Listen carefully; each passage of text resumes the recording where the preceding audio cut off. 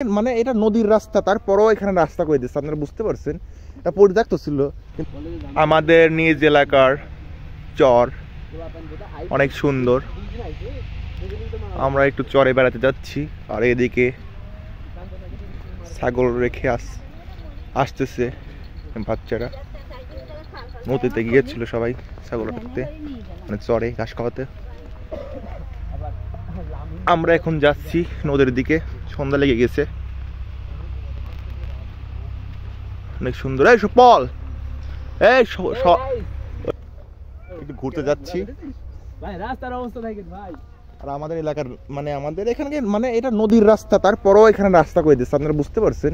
এটা পরিত্যক্ত ছিল, কিন্তু আমাদের এলাকার ভাটার যারা মালিক আছে তারা এখানে সুন্দর করে ইট পেরে দিচ্ছে। কয়েকদিন পর হয়তো ঠিক হয়ে যাবে। আমরা এখন মাঠের দিকে যাচ্ছি।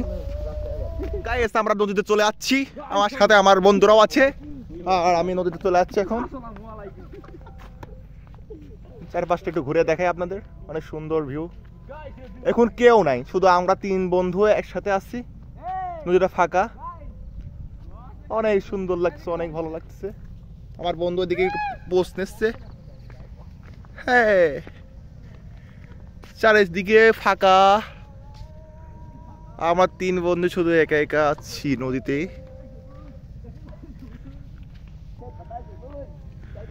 চারিদিকে ফাঁকা আর ফাঁকা।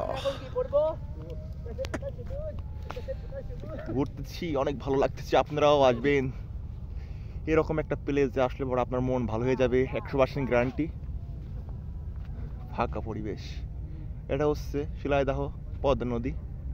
চলে আসবেন আমাদের এলাকারই। আমরা এখন সীমানার মধ্যে আছি, কল্যাণপুর সীমানার মধ্যে আছি। আর এই সাইডে শিলাইদহ, আর আমার এই সাইডে আসিমপুরের জায়গা অবস্থিত। এখানে আসবেন, অবশ্যই আপনার ভালো লাগবে। তো ভালো থাকবেন, সুস্থ থাকবেন। আল্লাহ হাফেজ।